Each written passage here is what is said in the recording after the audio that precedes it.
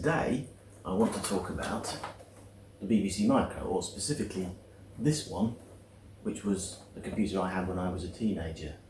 It still works, but it's in a bit of a sorry state. It crashes a lot. Kind of when you type on the keyboard, the vibrations seem to get to something and cause it to lock up. So I don't think it's anything too serious, but it does need some refurbishment work.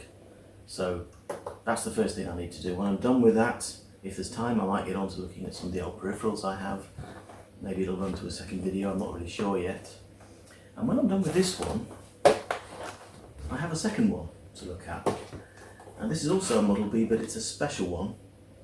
And those of you that know about these US imports will know that there's very little documentation for these. And so I've got some information to share about this one.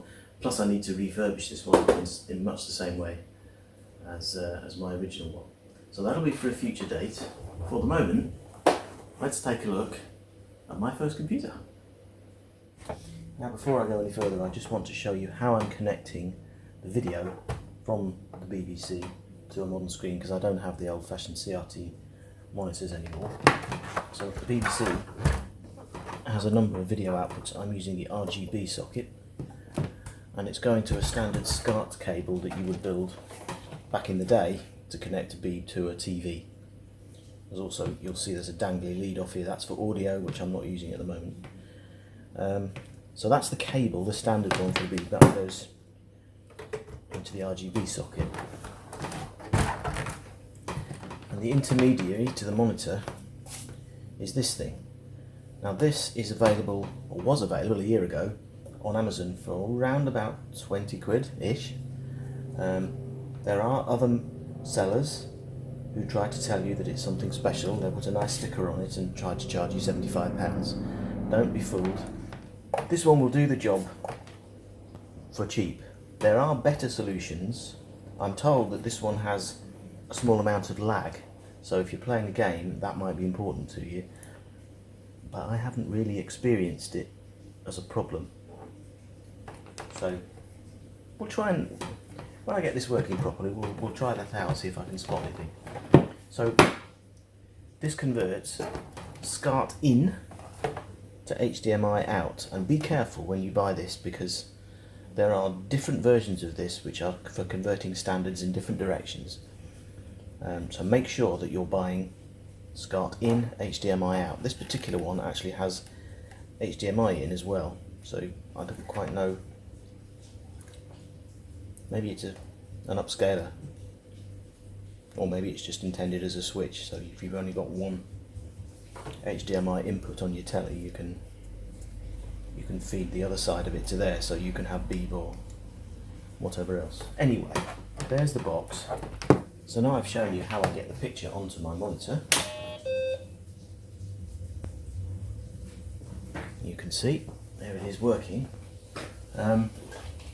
Just take it for granted, and that I won't show you any more detail about the connectivity. I'll just use this same adapter for both these computers. So what exactly is this? Well, it's a Model A supplied in the earlier production runs, although not so early that it came with the piggyback ROMs. Issue 3 circuit board, and the whole thing was eventually upgraded fully to Model B by myself. I'll show you what that means internally. But once a Model B upgrade's been done, to all intents and purposes, there's no differences between that and one that came from the factory that way. As you can see, the colour, maybe on video it might be coming out yellower than it is in real life, but I feel that the colour hasn't changed since it was new. I think this is the original colour. And when you compare it with this later model, which will feature in another video, there's a distinct colour difference there. And I do wonder whether this newer one may benefit from some retro brighting. But I don't feel like I want to do that to my older one. It doesn't seem to be suffering particularly badly. On the underside, you may be able to make out that there is a a range of different connector types here, and I don't mean pinouts, I mean manufacturers. Now if this came from the factory with a fully populated set of connectors, they'd all be the same type, but there's at least 3 different manufacturers here. One of them's even the wrong colour, and this is just a fact of life. When you come to buy connectors, it's a matter of getting what you can at the time, and those would have been Model A to B upgrade parts. And on the back panel, oh, I should have pointed out that as a result of being hacked about by myself over the years, there's a switch here which was originally to control turning the speaker on and off, and there's another switch over this side which has no denomination, but I have a suspicion it was used as a write protect feature for sideways RAM. We'll get to that. On the back panel, everything's normal at this side. Over here was a blanking point, which appears, according to the circuit board, to have been to take a reset switch. Now, the later cases don't even have a cutout there. I don't think so anyway. No. You see that one? Here's my cutout, and there's nothing here.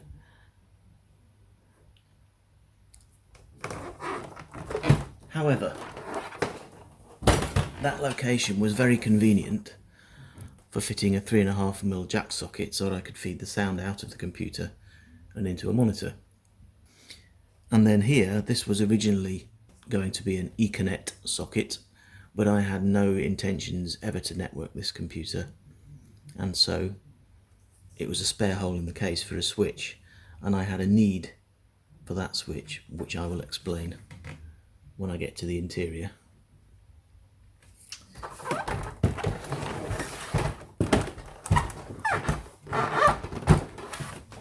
So that's the exterior. Let's take a look at what's inside.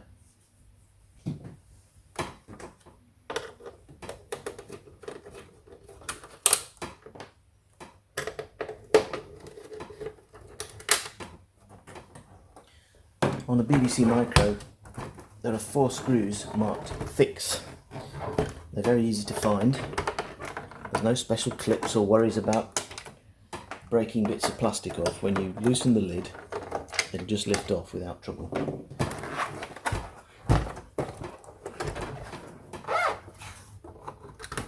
Like so.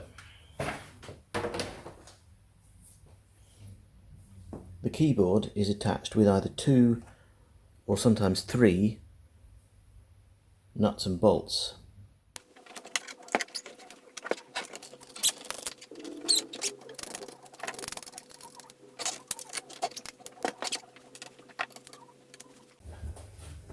So here we are inside the Beeb, and as you can see there's been a few upgrades over the time I was using it.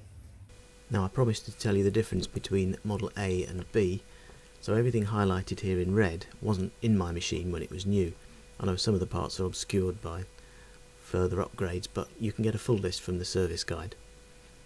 What happened when you had a Model A is that you ran out of resources pretty quickly, first with the RAM and then maybe with some of the expansion. And the upgrades weren't that expensive. I think the worst one was the RAM, everything else was relatively cheap to do. Now for the post Model A to B upgrades, here's the sideways RAM highlighted with all its associated cables.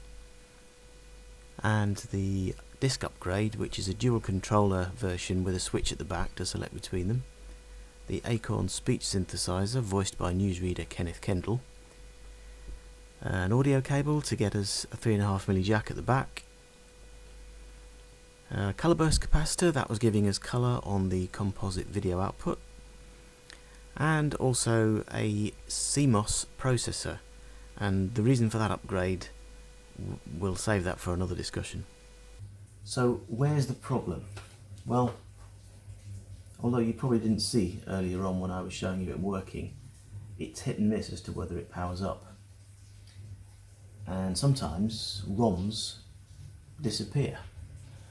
So it'll power up in a machine code monitor, or it'll power up with blank screen. Other times it works fine. Sometimes it crashes and freezes having worked for 5 minutes. I'm pretty sure that all this is going to be down to the sideways ROM board. Let me show you this from a different angle so that you can see what is inside. Okay, so that board you can see standing up at the back of the computer is the SolidDisk 128K ROM-RAM expansion. There were a number of different models of this expansion. There was a 64K, I believe there was one with more ROM sockets, but they all shared a common problem, and that is the shape and size of the design. When you put the lid on this computer, it tends to sit on the edge of that board, particularly on this angled edge.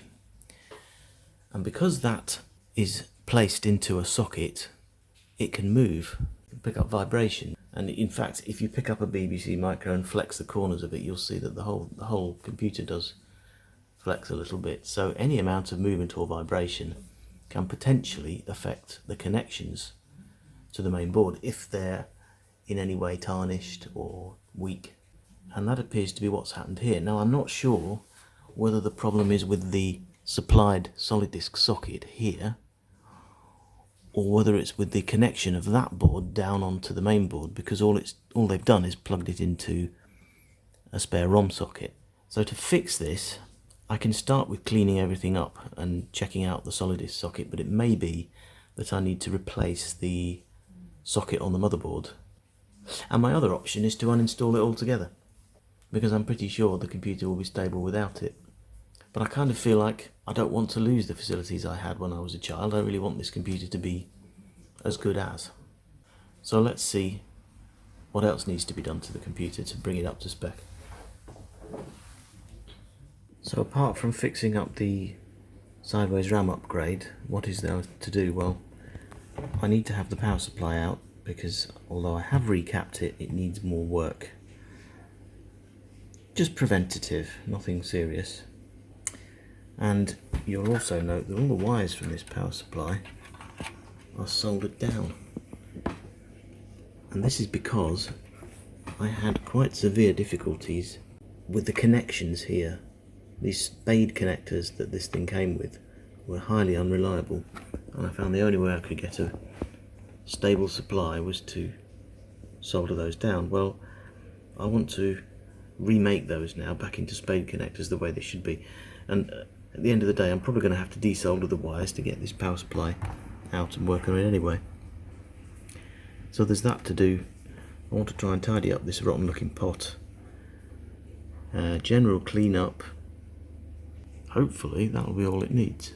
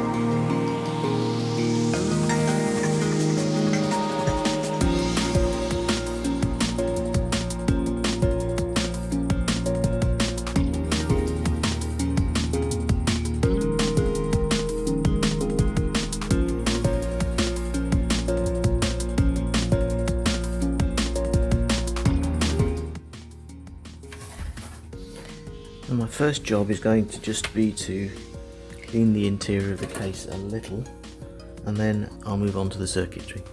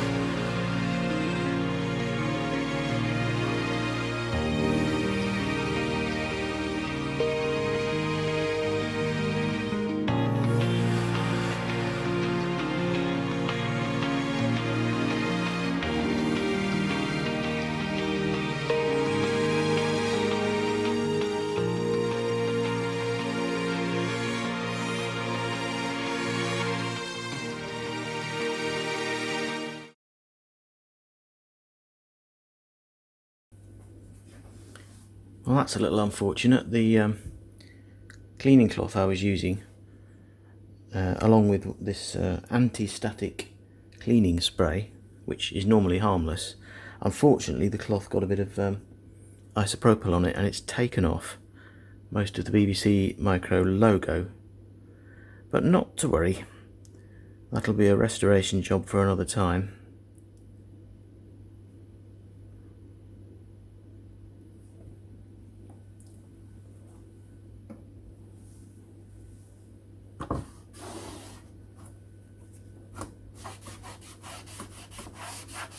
Actually, now I look at it, it appears that the isopropyl's actually run under through these holes.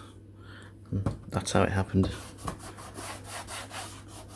So I'm kind of I'm kind of happy that it wasn't really well, it was my fault for not taking the plastic off in the first place, but it wasn't my fault for using the wrong cloth.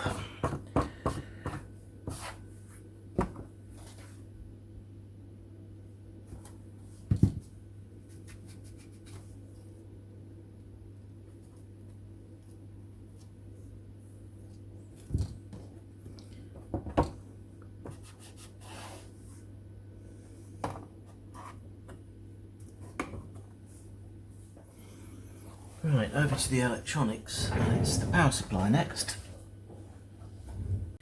Now this has already been recapped according to my sticker. Time flies, 6 years ago.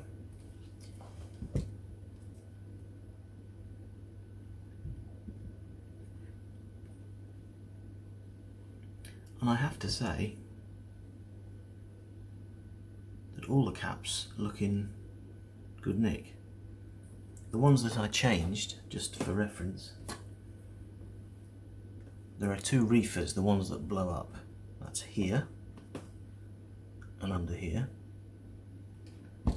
There's the startup cap, which is always a good idea to replace even if it doesn't look faulty. And these two, and these are not in the normal quick fix kit, but these were showing signs of leakage. They were popped up at the top. So those are new. I haven't done any of the caps around this side. I have to say, they look alright. So I think I'm going to do some measurements. See what we're getting out of this, and if it's stable enough, I'm going to leave it.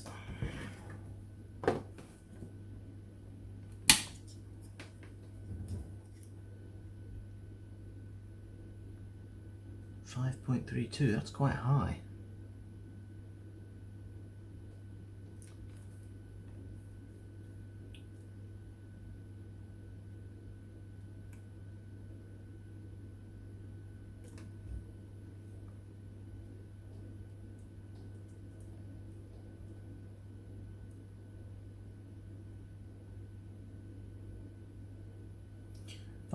I mean, it will drop under load a bit.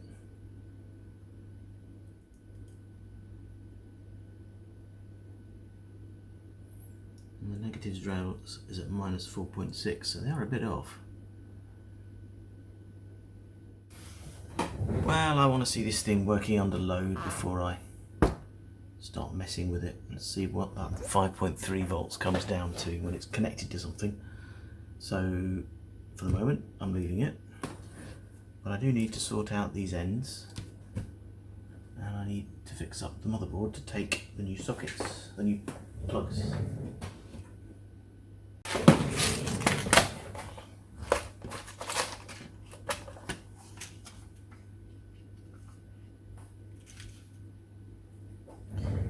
So these are the nearest ones I could find. They're not exactly the same.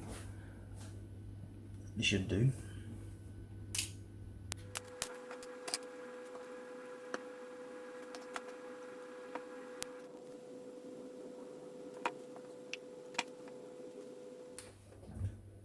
Right, let's get these fitted.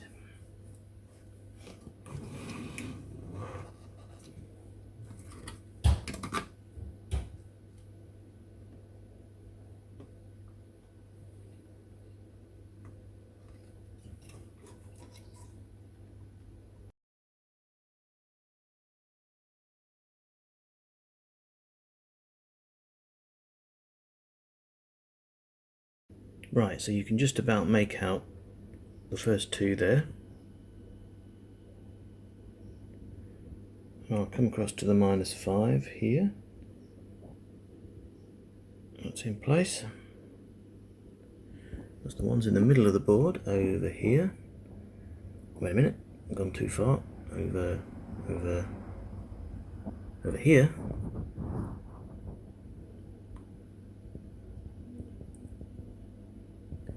And finally the ones over by the memory. Yeah. Centre of your screen now. Not easy to see, but they're all in place. Onto this RAM expansion. Now I've unplugged it And I don't know how easy it is to see, but those pins that have come out of the socket are black, so they need a clean up. I've looked at the socket itself. Do you see how the lower socket is a single wipe? That means that only one side of each hole has got a connector on it. So when you put a chip in there, you get one chance to connect to the leg. Whereas the top one is double wipe, so you get two potential connections when you push a leg in. Now, looking at that, I can see two pins that are not the best. They're slightly out of position. 7 and 20, and I know 20 is chip enable. So I might just get in there with a pick and just poke at those a bit. Having had a close look at these are knocked about, and I really feel as if it would help to replace that one, and even this one. I probably should look at the others as well. This is the double wipe type. It's pretty much the same as the one that's in.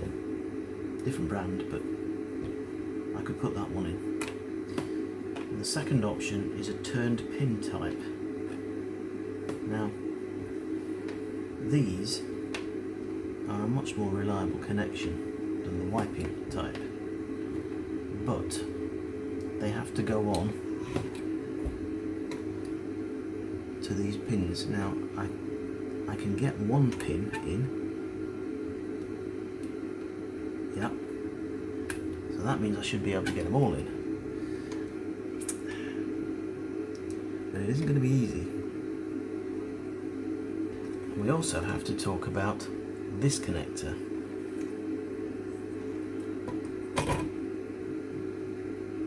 Looks very homemade, this.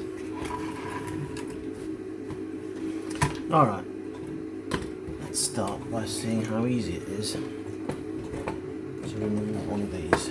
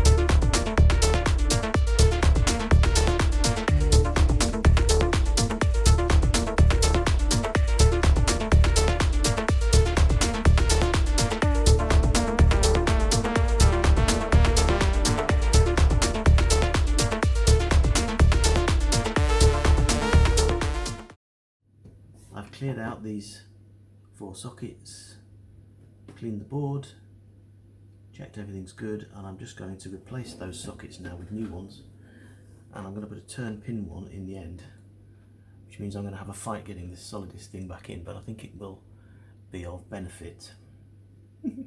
Famous last words. Right, let's get these in.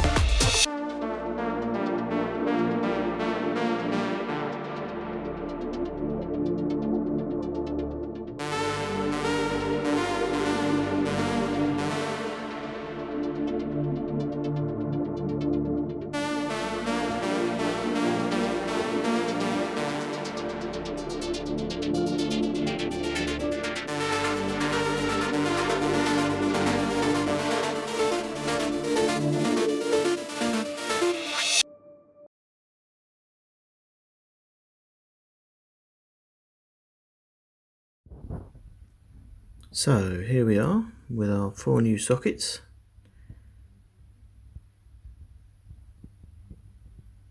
Looking fine. That's a big improvement on what I had before.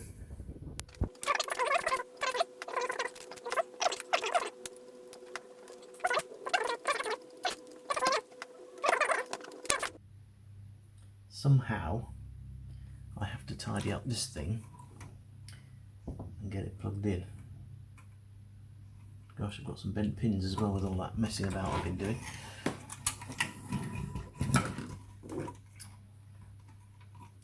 Now I have some memory of running solder down these in order to try and improve the connection in here. So I think the first thing I want to do is remelt the solder on there.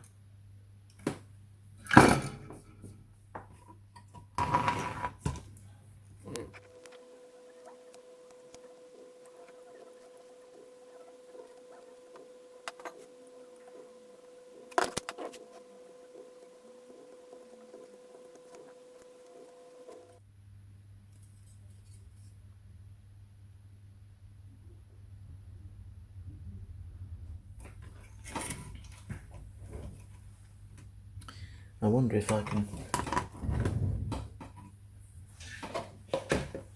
stretch these pins a bit.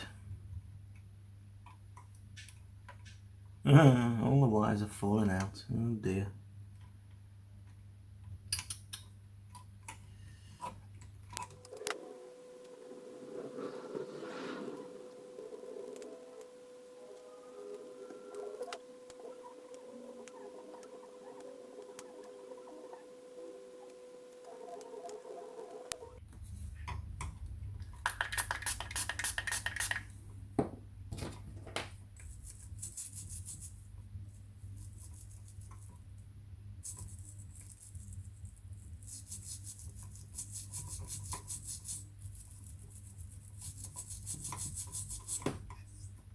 So once again the camera's missed a little bit of action, but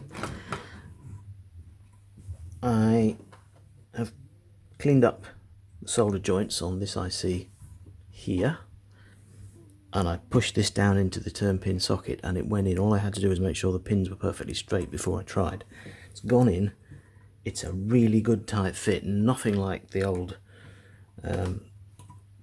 socket. Can't get this thing to focus too well, but there's a resistor centre of the screen just here, and it's been flattened by the board. I mean, this would have happened whenever it went in. Very nearly shorted.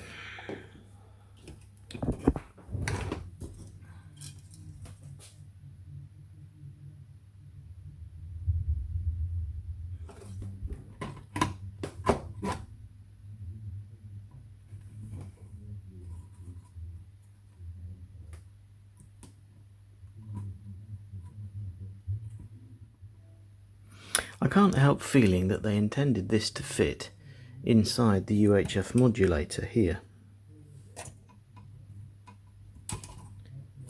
But let's see how this works.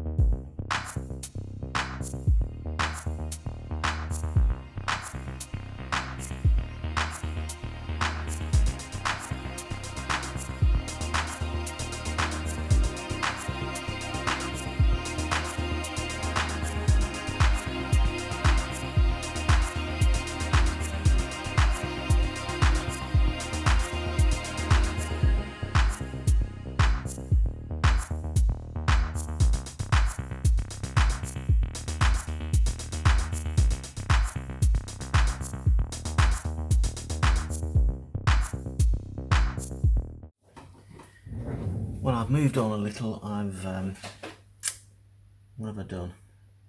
I've put these connectors back on, and I've used spade terminals so that in future I won't have to desolder to remove the motherboard from the box.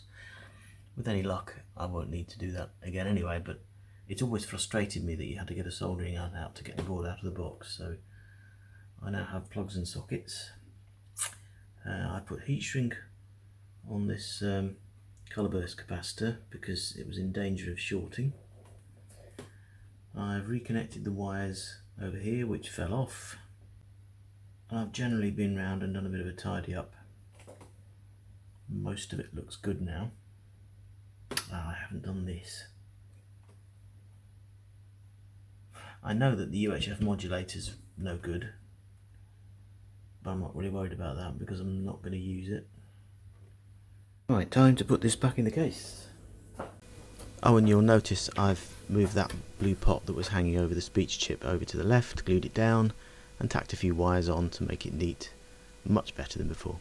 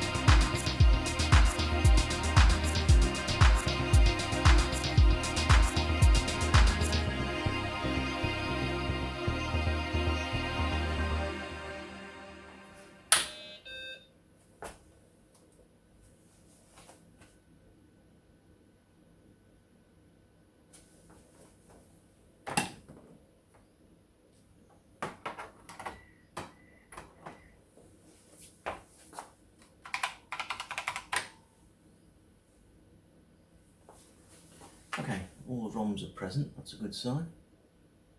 Well, this thing's been running for a number of hours now. Hasn't crashed, seems fine. I've bumped it about a fair bit, so I'm pretty happy that the fixes that I've done have sorted all the issues out. This keyboard isn't the original, and the reason for that is that the original one here suffered from a weird issue of key bounce, and I'm about to plug it back in to investigate.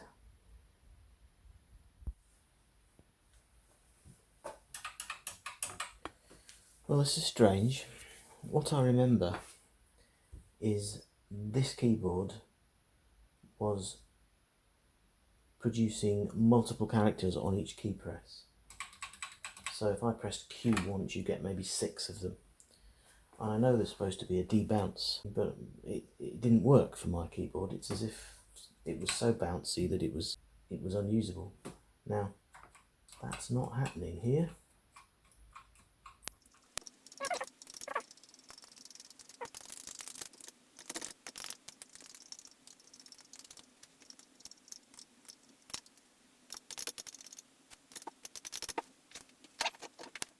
So with no obvious problems, I'm going to try reconnecting this keyboard fully, and that's the one I want to keep in the machine if it's fine. It is very dirty though, so I'm going to have a clean up.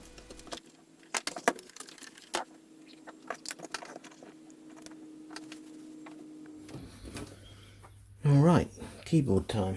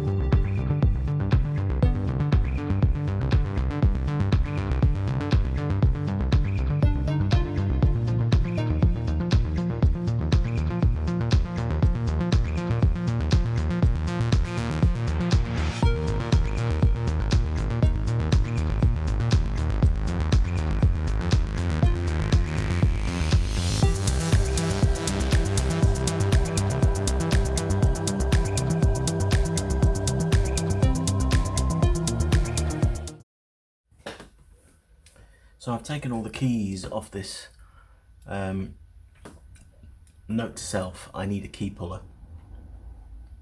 Pulling these off by hand is possible, but you have to keep them absolutely straight as they're coming off so you don't risk damaging the stems. And it is hard work. I really gouged my fingers. So yeah, I think for future jobs I need to do that.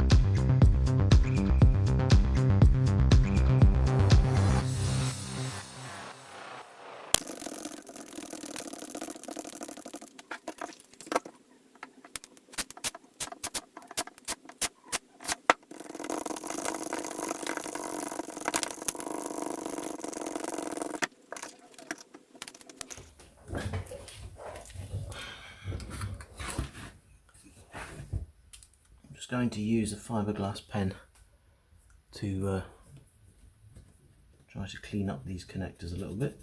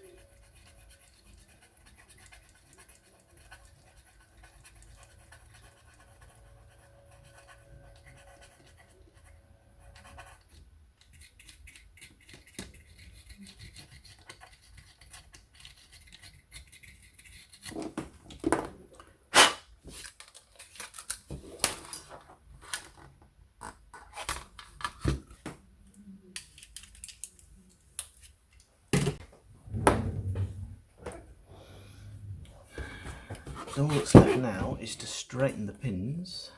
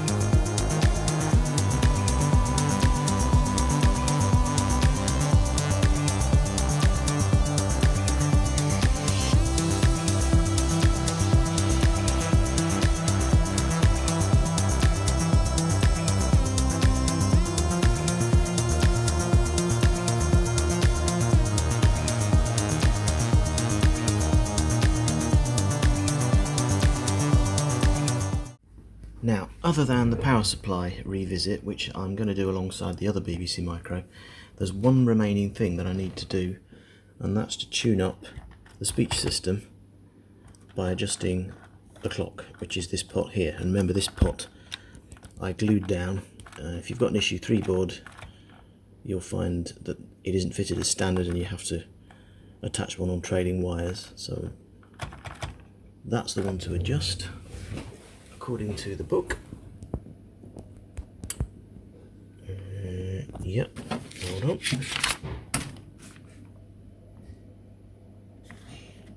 Pin 3 of IC99 needs to be 160k. So we're going to do that with a scope. Let's see how accurate we can get it. The scope is set to give us an automatic reading.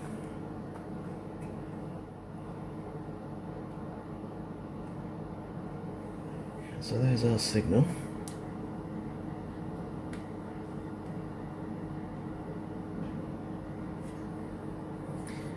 And the scope is giving us a readout of 152 kilohertz.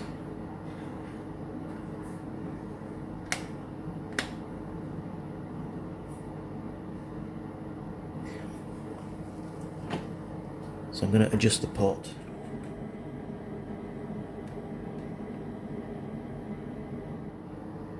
Well, it doesn't look easy to get an exact setting. It's the book suggests plus or minus 100 hertz. Well, if I go by this automated measurement, it's fluttering way more than that.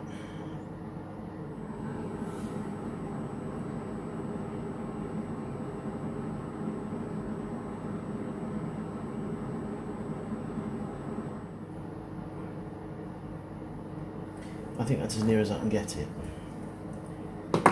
Let's see how Kenneth sounds.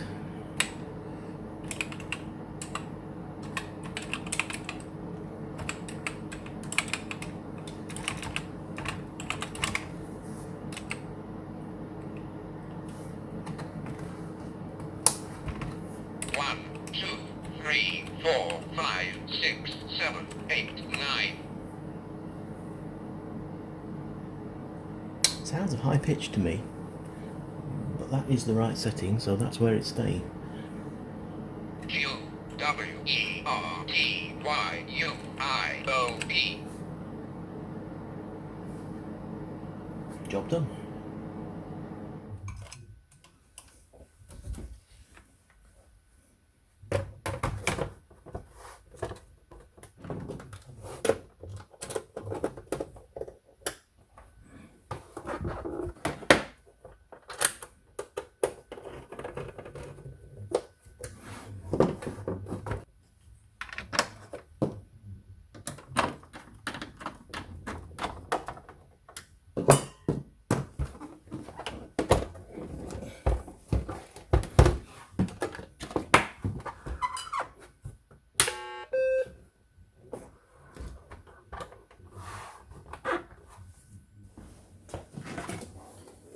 This is my 5 1/4 inch disc drive, my original one that went with this one back in the day, supplied by Acta.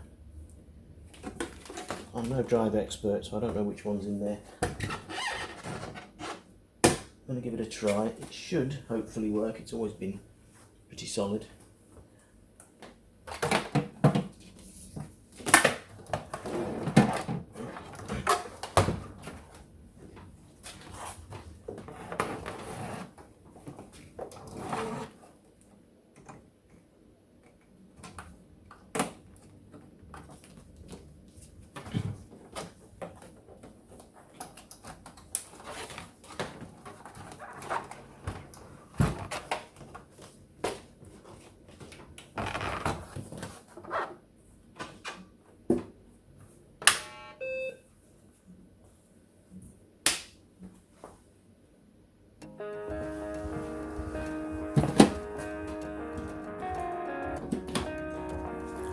Contact.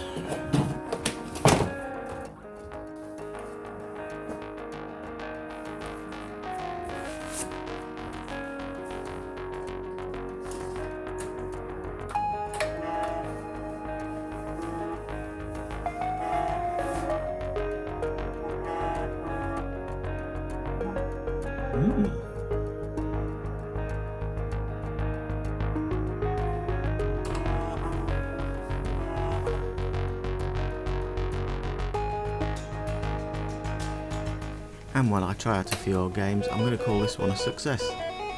Join me next time when I'll be looking at the US model BBC Micro. That one needs some repairs too, and I'll show you some of the differences between that one and the one I've just been repairing.